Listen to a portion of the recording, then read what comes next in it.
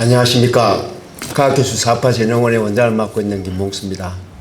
여기 계신 분들은 과학기술사업화진흥원에 대해서 조금 생소하실 수도 있을 것 같다는 생각이 좀 들기도 합니다. 그래서 저희들은 실은 가치평가 과정에서 저희들은 가치평가를 직접 수행하기보다는 가치평가 사업을 지원을 하고 또 가치평가 결과에 대한 수요자입니다. 그리고 이제 저희들이 주요한 역할은 기술의 공급자와 수요자 사이에서 매개 역할을 하는 퍼실리테이터 역할을 하고 있고요.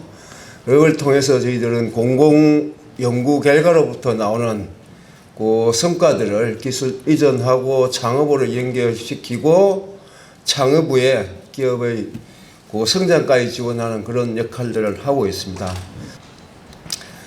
그래서 제가 조금 전에 말씀드렸다시피 저희 과학기술사업화진흥원은 공공연구 성과를 활용하고 확산하는 데 방점을 두고 있고요. 그래서 그 활용과 확산을 통해서 기술 이전, 창업 등의 과학기술 사업화를 진행을 하고 있습니다. 그리고 또 연구산업을 진흥하는 부분이 있는데요. 근데 이제 연구산업이라는 부분이 굉장히 좀 생소하실 수도 있을 겁니다. 그래서 저희들은 연구산업을 연구개발 활동에 그치는 모든 액티비티들을 하나의 산업으로 보고 연구개발 서비스부터 IP 관리, R&D 기획부터 장비, 재료까지 전체적으로 또 주문연구 서비스까지도 같이 포함을 하고 있는 그런 개념으로 저희들은 현재 설정을 하고 관련 사업들을 진행을 하고 있습니다. 저희들은 공공기술 사업화를 위해서 어떤 분들하고도 같이 협력을 하고 기꺼이 협력 네트워크를 구축해 나갈 계획으로 있습니다. 그래서 지금 계신 분들도 혹시 기술가치평가 과정에서 이런 부분이라든지 아니면 사업의 확대를 한다든지 이런 영역에 조금 비어 있다라는 부분을 좀 의견을 주시면 저희들도 빠른 시일 내에 또 사업을 기획하고 또 예산도 확보해서 지원할 수 있도록 최대한 노력해 가도록 하겠습니다. 항상 저희 컴파는 여기 계신 여러분들하고 같이 함께 일해 나가도록 하겠습니다. 감사합니다.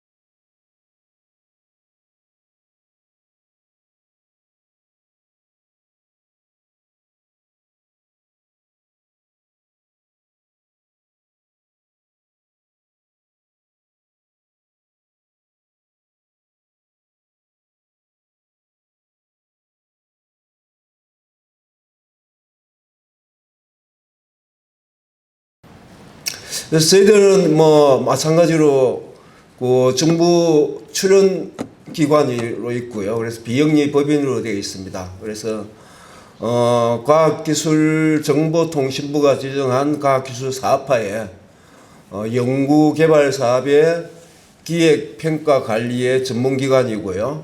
그 다음에 연구산업진흥법에 의한 연구산업진흥전담기관으로 그렇게 지금 되어 있습니다. 그리고 저희 기관은 실질적으로는 조금 오래됐습니다. 이게 역사가 있는데요. 예전에 국책사업을 했던 프론티어 연구 성과를 어떻게 활용할 건지 하는 부분을 고민을 하면서 2007년도에 연구재단 부설로 프론티어 연구 성과 지원 센터로 출발을 했습니다. 그러던 기간이 이제 2012년도에 독립법인으로 이제 설립을 했고요. 그다음 명칭도 몇 차례 이제 변경이 있습니다. 그래서 연구성과 실용화진흥원이 있었고 작년까지만 해도 저희들 기관 명칭이 과학기술 일자리 진흥원이었습니다. 그래서 우리 기관의 아이덴티티를 정확하게 표현하는 데 좀 한계가 있어서 올해 1월 1일자로 과학기술 사업화 진흥으로 명칭을 변경하고 저희들 사무실도 이제 충정로에 있다가 저쪽 강서구 쪽으로 이전을 하면서 새롭게 출발해 왔습니다. 그래서 기관의 역할도 초기에는 대형사업단의 성과관리에서 출발해서 그 다음에 공공연구 성과를 활용하는 생태계를 구축하고 그 다음에 이제 연구 성과의 가치를 좀 높이면서 연구 산업을 진흥하는 그런 쪽으로 역할은 계속 확대해 왔다는 부분을 말씀드리고 싶습니다. 그다음에 저희들은 현재 정원이 52명인데요. 실질적으로 계약직까지 포함해서 약 70명 정도가 이제 근무를 하고 있고요. 그다음에 저희들도 이 소위 기술 거래라든지 기술 거래사, 가치 평가사, 그다음에 투자사라든지 뭐 창업 지도사라든지 이쪽 부분에 자격을 보유하고 있는 분들이 전체 직원들이 약 70% 정도는 사업화에 관한 전문성을 보유를 하고 있습니다.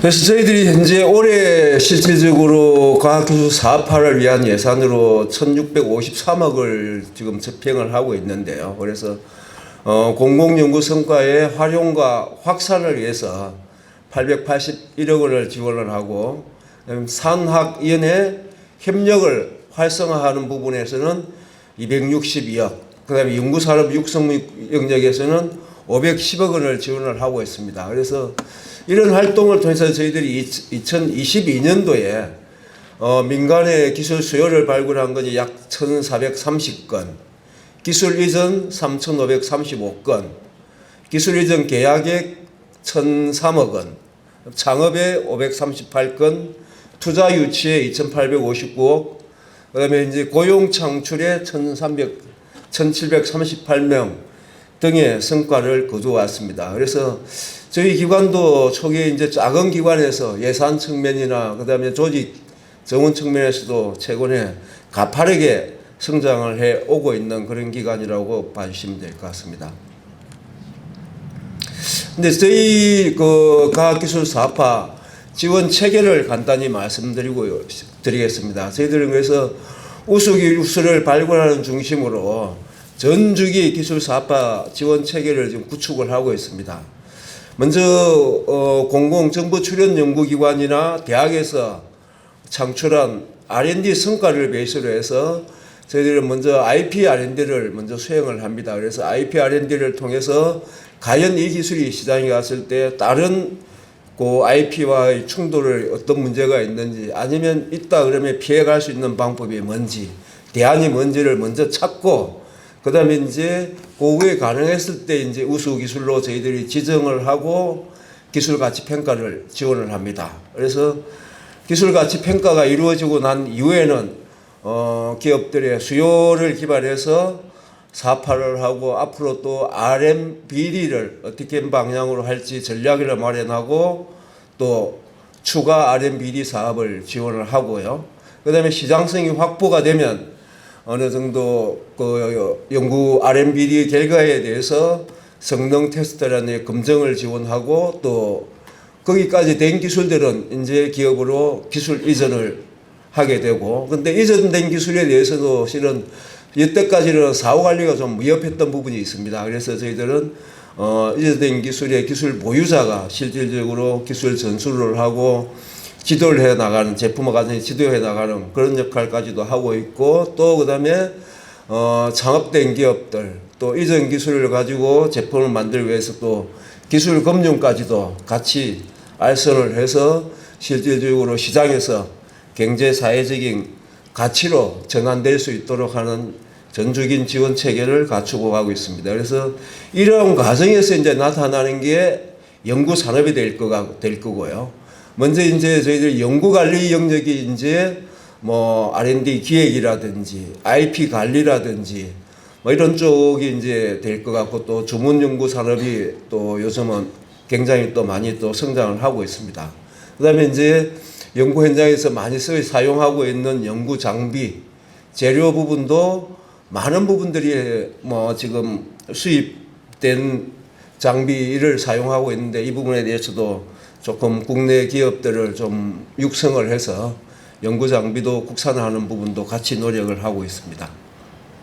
그래서 저희들이 이제 건역별로 보면 그 강점 산업들이 있습니다. 그리고 이제 지역별로 분포하고 있는 그 각 대학의 기술 지주 회사라든지 산업 협력단과의 연계 관계를 맺고 전국을 5대 건역으로 나눠서 그 특성에 맞는 사업들을 지원을 하고 있습니다.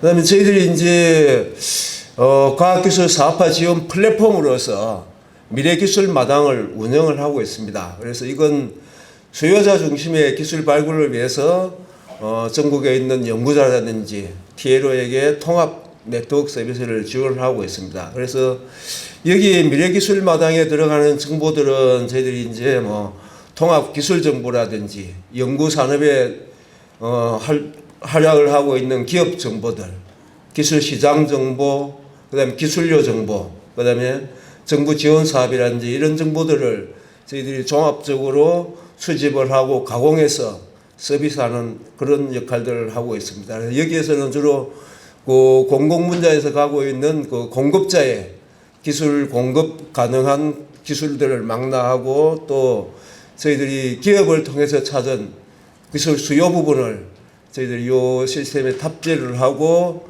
이 수요 공급 사이에 그 간극을 메꾸기 위한 노력도 하고 있습니다. 또한 또 올해부터는 이 플랫폼을 활용해서 스타트업들이 금융시장에서 어떻게 좀 투자 자금을 원활하게 유치할 수 있는 그런 역할까지도 현재 추가하는 시스템이 구축이 되고 있습니다. 다음에 저희 사업화진흥원의 기술 가치 평가를 하고 있는 운영 현황을 잠시 말씀을 드리겠습니다. 그래서 지금 기술 가치 평가 건수를 보면 실질적으로 굉장히 가파른 증가세를 보이고 있습니다. 근데 이제 실질적으로 직설계산 가치 평가가 기본적으로 시장에서 잘 이루어지고 있지는 않은 것 같고요. 대부분의 기술 가치 평가가 정부의 지원 사업을 통해서 비용 지원을 받는 기술 평가 중심으로 이루어지고 있다. 그래서 저희들도 지원하는 부분 저희들은 뭐 그렇게 많지는 않은데 많은 부분이 산업통상부라든지 그다음에 특허청, 그다음에 중소벤처기업을 중심으로 해서 많은 기술 가치 평가가 지원이 되고 있습니다. 근데 이제 민간 부분에서도 실질적으로 그 기술 가치 평가의 중요성을 인식하고 또 그 가치 평가 수요는 갈수록 커지고 있는 걸로 판단을 하고 있습니다. 그런데 이제 그 기술 가치 평가 관련해서는 항상 이 전문가를 찾기가 쉽지 않은 것 같아요. 그래서 이 전문가가 기술에 대한 영역도 분명히 이해를 하고 시장에 관한 부분도 이해를 해야 되기 때문에 이 두 가지를 동시에 갖춘 전문가를 찾는 건 참 쉽지가 않은 것 같고요. 그래서 어쨌든 이 부분은 협업을 통해서 갈 수밖에 없는 부분이 아닌가 싶습니다. 그래서 뭐 기술가치 평가 것에도 2018년부터 20년까지 굉장히 뭐 많이 늘어나고 있고요. 그래서 저희들이 봤을 때도 과연 이 기술 가치 평가 결과들이 실질적으로 시장에서 어떻게 반영되고 있는지에 대해서는 상당 부분 조금 갭이 있는 건 사실인 것 같고요. 그래서 그 갭을 메꾸기 위해서는 기술 가치 평가 자체의 그 질적인 향상을 하기 위한 노력도 좀 필요한 것 같고요. 그래서 그런 노력들이 아마 오늘처럼 이런 그 국제 컨퍼런스를 통해서 서로 의견을 교환하고 그 우수 사례에 대해서 같이 논의를 함으로써 이런 질적인 성장을 함께 이룰 수 있는 계기가 될 수 있지 않을까라는 생각을 하고 있습니다. 그래서 지금 기술가치 평가 관련해서는 현재 우리나라 국내에서는 25개 기관이 기술평가, 가치평가 전문기관으로 현재 지정이 되어 있고요. 여기서 보면 이제 공공 분야에서 있는 기관들이 꽤 많이 있습니다. 그래서 뭐 제일 많이 하고 있는 데가 아마 우리 기보가 제일 많이 하고 있는 것 같고요. 그 다음에 보건산업진흥원, 방금에서 우리 키스티, 그 다음에 또 정부 출연 연구기관들이 있고요. 그 다음에 이제 또 민간 기업들도 현재는 이제 많은 기업들이 또 활동을 하고 있습니다. 그래서 저희들도 이 어떤 부분들은 그동안 초기에는 정부 중심으로 해온 부분들이 민간 영역이 성장을 하기 시작하면 저는 개인적인 생각은 공공 영역의 역할은 좀 줄여야 된다. 잘못하면 뭐 새롭게 형성되고 있는 시장을 구축하는 그런 현상이 생길 수도 있기 때문에 그래서 그런 부분에 대해서는 뭐 저희들도 과감하게 발을 빼고 민간 부분이 성장할 수 있도록 지원에 관한 노력이 필요할 것 같고요. 그 다음에 뭐 기술 가치 평가에 대한 방법론이라든지 여러 가지 뭐 용도에 대해서는 아마 여기 계신 분들이 저보다는 훨씬 더 잘 알고 계실 거라고 생각이 듭니다. 그래서 저희들이 이제 기술 가치 평가를 활용하는 부분에 관해서는 특히 저희들이 기술 가치 평가를 하는 그 기술 영역은 원천 기술이라든지 원천 특허에 포커스를 맞추고 있는 대학이나 정부 출연 연구소에서 개발한 기술들을 대상으로 기술 가치 평가를 하고 있습니다. 그래서 그 결과는 주로 뭐 기술 이전 등의 기술 거래라든지 그다음에 이제 그 연구소 기업이나 학교 기업을 창업하기 위한 그 기술 창업을 위한 현물 출자 아니면 또 투자 유치하는 용도로 저희들이 활발히 활동이 되고 있습니다. 뭐 지금 밑에 있는 기술들은 저희들이 뭐 작년에 했던 부분에 몇 개 기술들을 예시로 들어놓은 부분이라고 봐주시면 될 것 같고요.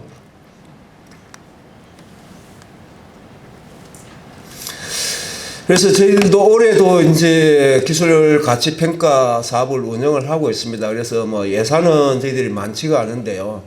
이 부분도 실질적으로 이 아까 제가 그 질적인 부분을 말씀드렸는데요. 실질적으로 이 기술 가치 평가 지원 사업이 계속 좀 축소가 되고 있는 그런 상황입니다.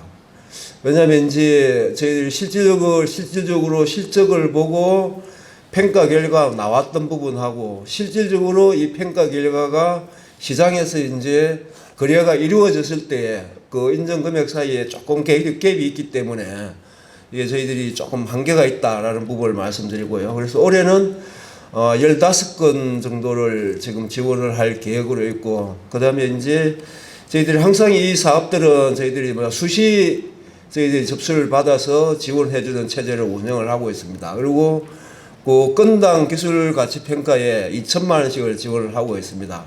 대부분의 다른 지원 사업들을 보면 약 뭐 평균 한 500만 원 정도의 그 기술 가치 평가 지원을 하고 있는데 저희들은 이게 특히 이제 아까 말씀드린 원천 기술이라든지 원천 특허에 집중되어 있기 때문에 조금 평가 그 지원 금액은 다른 기관들보다는 좀 많다라는 부분을 말씀을 드리고 싶습니다.